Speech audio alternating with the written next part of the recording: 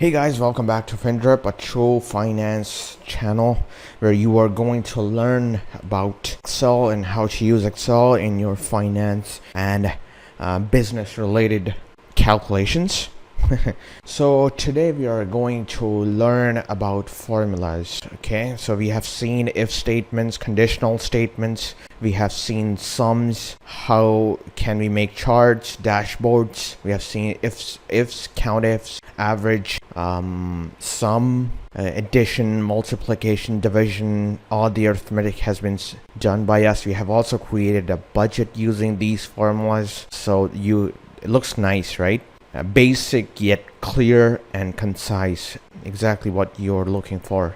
Now we are going to learn about formulas, something more advanced. So you have to understand that Excel is a huge suite of software which has multiple functions and functionalities and formulas to help aid the workflow of different professionals. So for example, one might use it as a statistical tool. Some other guy is going to use it as a dashboarding, a visualization tool. Someone else is going to just use it as a tracking tool, operations tool.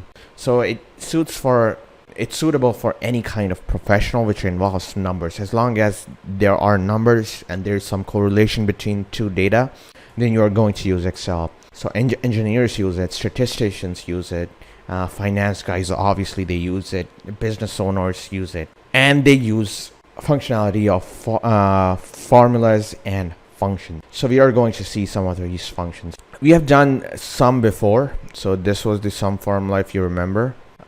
There's one other method of using sum which I thought today is a good time to just let you guys know. So let's say if I select this number, and if you go to page layout, next to the page layout there are formulas. So if you go click on, and then if you go down, this is auto sum. So you can click on auto sum to get the next row can be the auto sum. So all you have to do is, so let's say if I delete this, and all I have to do now is select and then click on auto sum or sum here, and then I'm going to get this. Now if I select this and click on average, then I'm going to get the average in the next row. If I do the same thing here, count numbers, or there's one other formula that you are going to use which I have not used before, which is max. So now you know the maximum value is 9. Is it? I don't know. You have to select the term here, auto sum. Then I'm going to use minimum. What's the minimum? 0 is the minimum. I'm going to use the maximum function to find out what's the maximum in this selected data set, and it's 55. I got it. So these are some of the basic utility functions or formulas that you're going to use. There are more functions, so you can have array, or you can have you can do advanced stuff. So you select multiple columns, multiple rows, and do these operations of addition, sum, average, and max, minimum for these type of applications. So now what we are going to do is just delete this. So this was another function that I was going to show you, which I had not shown you before. Now the idea behind today's video is to go beyond what we have done so far, which is arithmetic operations, and do something which every business owner would love. So for example, let's say you are tracking dates, tracking time. In those cases, you are going to use date and time function. So we have a suite of date and time functions pre-made in the Excel, which you can use in your data. So for example, I'm going to add a date in this cell. I have shown you one method, which is 13 DDMM. So MM is month and YY is the year. 2021 21, and then you do it, and it's automatically detected as date. So if you want to check it if this is a date or not, you can simply go to home, and then you will see that the format of this cell is date. Now if this was one way of doing it, I want another way. There should be more methods, right, of doing something similar. So I can click on date, and then this value will pop up. Let's say I don't know exactly what's the formula. So here's the problem. So let's say if I'm going to use 13 06/2021. That's one way. The other way can be 13/06/2021.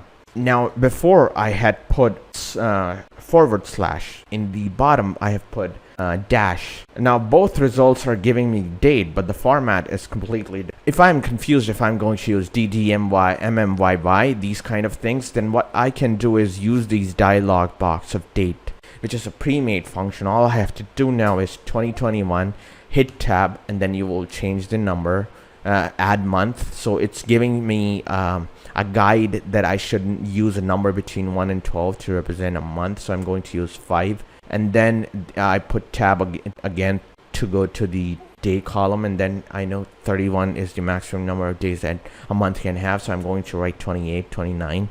And then let's hit OK. See, I got a formula. It's simple, right? But let's say I want to make some changes in the, all you have to do is come to home. I don't want 05. I want the alphabetical representation. So 05 is May. So all you have to do is drop down in the dates column and just hit long date. And if you do long date, you're going to get 29th of May 2021. Here's the neat thing. Let's say I don't want this either. I want more number format. I want month to be the first one. So what I am going to do now is I am going to first change this back to numbers. So instead of May, say 05. So let's go and change the number. So I have selected the cell and I'm going to change it from long date to short date. And then what I'm going to do is I want to change the format of this number. I want, instead of putting date, time, month, and year, I'm going to do month, date, and year, like it's done in America and other North American. And now I have many options. So you can see I have many options. I can in fact change this to this format where you will have day as well and the date. Or my idea here is to get the MMYYDD. So what I can do here is calendar. I'm going to Gregorian calendar in English. So this is how I have. If I do OK, press OK. Now you can see that the date has been changed to MMDDYY. So this was one way how you can change the format. Although this was date, you can change many other formats. So I will be showing you more in detail later on, but let's now focus just on date. So now let's say there you have two dates and you want to know the number of days between those two dates. So all you have to do is use the function days360 to find the date. So start date can be 05 and that's the start date, and the end date is. And now I am going to hit OK. So you see there's a function here which is the start date, end date. Oh, I forgot to put the method.